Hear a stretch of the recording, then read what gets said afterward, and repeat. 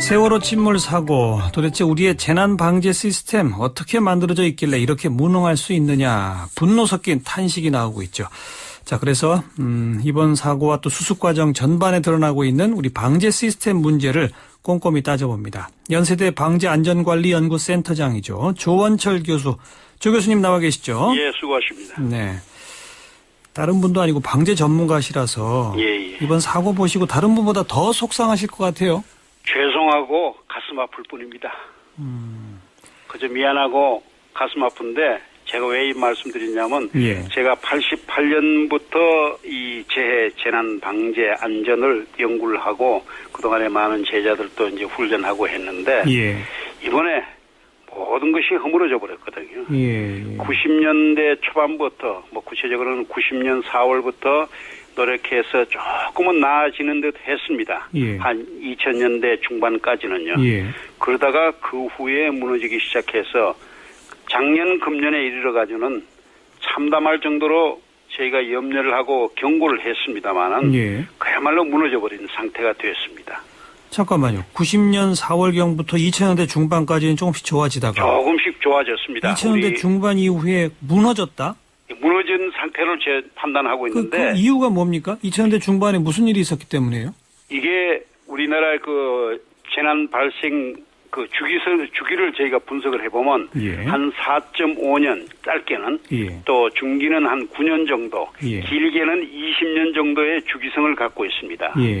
이 주기성을 갖고 있는데 이 주기성의 근거가 이제 이 원인이 뭐냐 하는 것을 저희가 나름대로 이제 분석을 하고 있는데 우리 대한민국은 굉장히 역동적인 우리 국가 사회 아닙니까?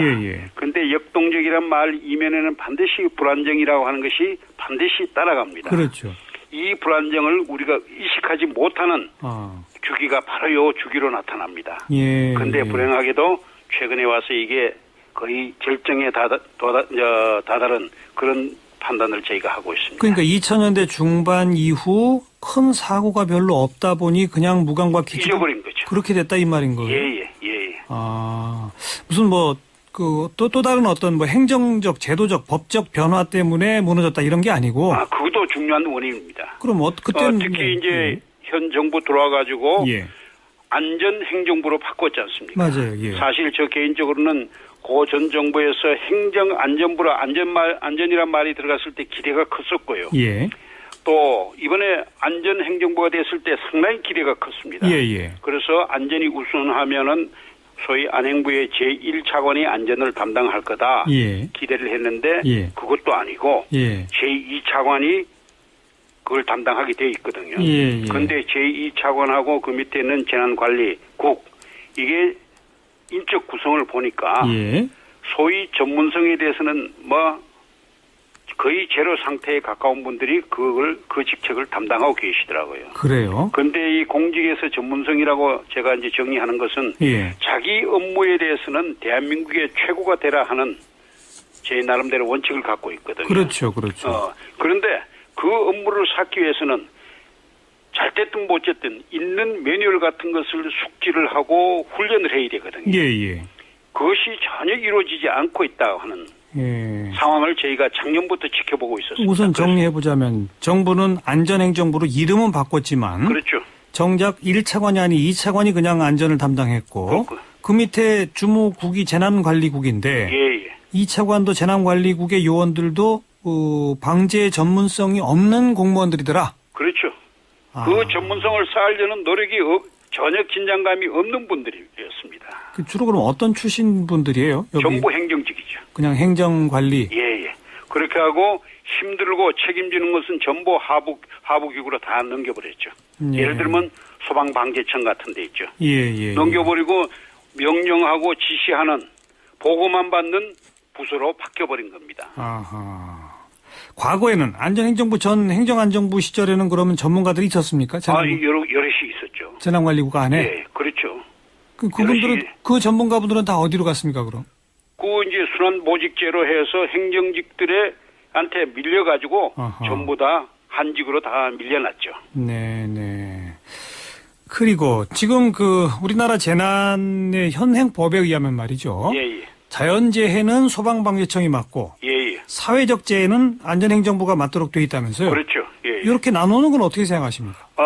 우리가 이제 재난은 자연재해가 있고, 자연재해가 일어나면은 시설재해가 일어납니다. 무너지고 부서지고 하는 거예요. 예. 그 다음에 시설재해가 일어나면은 사회적 혼란으로 이어지는 소위 사회적 재해가 발생을 하게 되어 있습니다. 예. 그 다음에는 이제 우리 국민들 또는 이제 많은 분들이 다치고 해서 이제 건강재해로 이어지는데, 예. 이렇게 현재 이거나 더 나아가면 이제 소방도 있기 때문에 예. 그렇게 뭐 나눈 것까지는 뭐 있을 수 있다고 저는 이제 보고 있는데, 사회적 재해 특성을 관리를 하려면 뭘 알아야 되지 않습니까? 전문가가 해야죠. 아니 이제 전문가라고 하는 것이 아까 말씀드린 대로 자기가 맡은 일에는 전문성을 발휘하도록 노력을 해야 되는데, 이런 사회적 재해의 발생 메커니즘이라든지 발생 기원 같은 것 또는 진행 과정 앞으로 어떻게 될 거다 하는 것은 상세하게는 모르더라도 대충 그래도 알고는 있어야 관리를 할 수가 있거든요.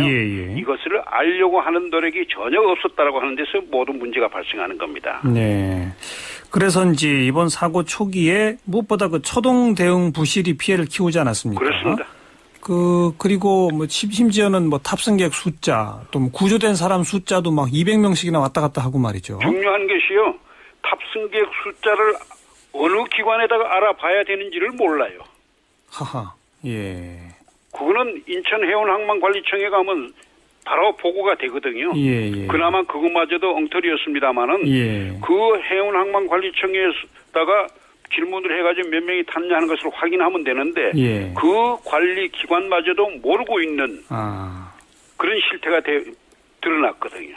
그것도 5번이나 숫자가 바뀌고 아직도 맞는지 안 맞는지 모릅니다. 정확하지 않다고 스스로 인정을 했어요, 지금. 그렇게 하다 보니까 뭐 무임승차한 사람들. 그걸로 이제 전부 다 숫자를 지금 얼버무리고 있죠. 그래서 우리 이제 하나하나 따져야 할 건 많습니다만은 조 교수님 보시기에 제일 큰 문제는 뭡니까? 현재 우리의 재난관리 체제는 전부 중앙체제입니다. 중앙체제? 중앙재해대책본부, 우리가 이제 약칭 중대본이라고 그러는데, 중대본에 앉아 계신 분들이 의사결정을 하는데, 문제는 현장 상황을 전혀 이해하지 못하는 분들이 앉아 있어요. 현장에서 어떤 보고를 하더라도 그것의 물리적인 특성이라든지 이걸 전문성이 없다 보니까, 그 상황을 전혀 모르는 분들이 앉아서 의사결정을 하니까 황당한 결정이 나오고, 시기에 맞지 않고 절차에 맞지 않는 그런 결정을 하고 있습니다. 그것이 이번에 중대본에 여실히 드러났고 중대본을 지원하고 있는 우리 안전행정부의 안전관리 꼭 같은 현상이 발생이 된 거죠. 그럼 그 중대본의 현장 상황을 아는 사람들이 있으려면 뭘 어떻게 바꿔야 되는 거예요? 그런데 중대본은요. 저희가 앞으로 만약 이 기구를 이번에 참 소잃고 외양간 고치기라고 하더라도 철저하게 외양간을 고쳐야 되는데 재난관리는 현장에서 관리를 해야 됩니다. 현장에서 관리하고 관리할 수 있는 체제와 모든 시스템을 빨리 구축을 해줘야 되고 그다음에 중앙정부는 소위 이제 중대본 같은 데서는 그 현장 관리자들이 관리할 수 있도록 국가의 모든 역량을 동원해가지고 지원을 해줘야 됩니다. 거긴 지원 시스템으로 가야 되고. 그렇죠. 지원 시스템으로 가야 돼. 행정명령 내리고 보고받고 하는 그런 시스템이 아니라 지원 시스템으로 돼야 됩니다. 예를 들면 그럼 현장 관리의 컨트롤 타워는 누가 어떻게 맡아서 어떻게 구성해야 합니까? 예를 들어서 우리 육상 재난 같으면은 234개 시, 군, 구가 있지 않습니까? 군수가 관리해야 돼요. 그래야 그 지역의 특성에 따라서 재난 자체도 특성이 다르고 관리하는 방법도 다르게 나타나거든요. 그분들이 일할 수 있도록 제도를 만들어주고 지원 시스템을 만들어야 되고 이번같이 해난 사고 같으면은 제가 판단하건대는 목포지방해양경찰청이 담당을 해야 된다고 봅니다.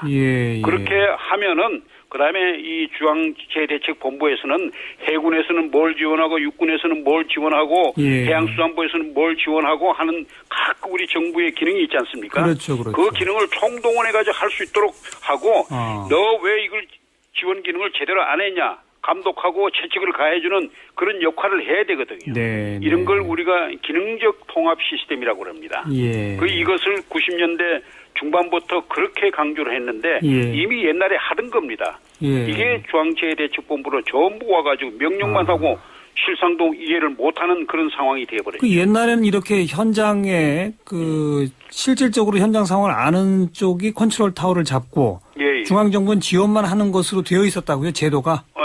완벽하게는 되지 않았습니다만은 예. 예를 들어서 60년대에는 어떤 상황이 있었냐면은 대통령이든지 누구 정부가 이러이런 뭐 상황을 부여를 합니다. 예. 예를 들어서 뭐 북한에서 뭐 침범이 왔다. 예. 그러면 중앙하면은 각 부처가 해야 할 일들이 뭐냐 하는 것을 전부 소위 그 CPX 과정에서 그걸 다 이제 계획서를 내거든요. CPX가 뭡니까? 그런 상황이 부여되고 상황에서 자기가 할 역할을 계획서를 내는 거. 예, 그런 예. 훈련을 했거든요. 아하, 훈련. 그렇게 해서 잘한 부서는 상을 주고 예. 못한 데는 채찍을 가하는 그런 훈련 과정이 있었습니다. 예. 그런데 지금은 없어요. 그리고 법상 어쨌든 이런 사회적 재해가 벌어지면 무조건 안전행정부가 중심이 돼서 중앙재해대책본부를 만들어라 이렇게만 되어 있다는 거죠. 그렇죠. 예, 예. 미국 같은 경우가 지금 아까 교수님 말씀하신 대로 그 9.11 테러 때도 바로 그 9.11 테러 건물의 소방관리 책임자가 총책임자를 맡았다던데 맞습니까?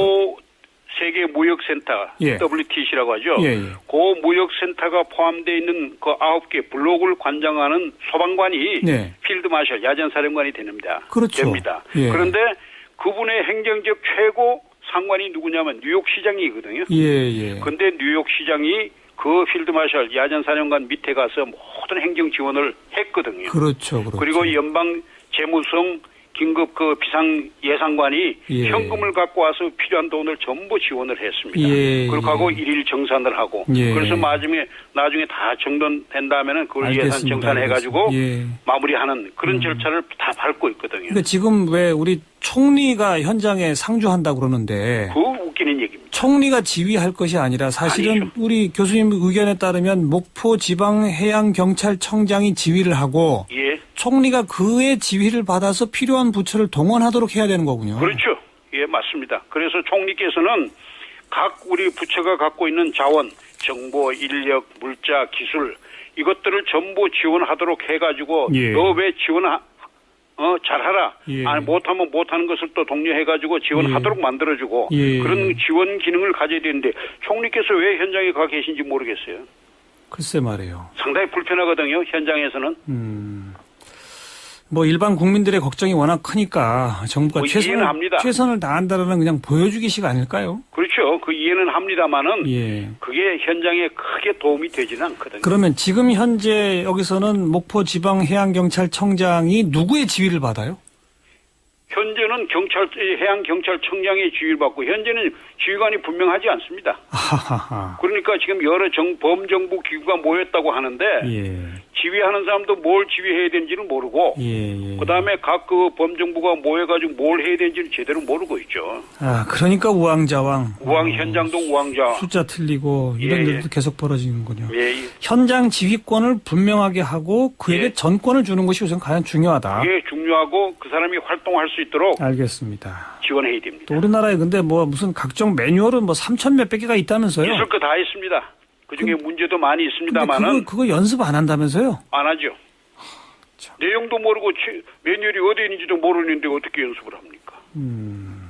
그냥 갖추고만 있는 거군요, 매뉴얼을. 갖추고 있는데 때로는 경우에 따라서는 저희가 이제 확인을 하는 뭐 다른 경우입니다만은 가보면은 매뉴얼이 어디 있는지는 몰라요. 근데 상황은 예를 들어서 댐이 무너졌다. 예. 하면은 상황은 한 10분에서 20분이면 다 끝나버리거든요. 그렇죠. 도시가 마비되는데 예. 매뉴얼을 찾아서 그때 하면은 한 40시간 걸리는 매뉴얼이 돼 있습니다. 그 담당자들이 다 없나요? 있죠.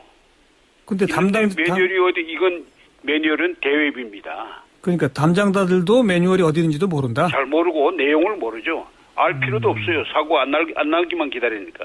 네. 이번엔 좀 제대로 고칠 수 있을까요? 이 큰 교훈을 얻어서. 기대를 해봅니다.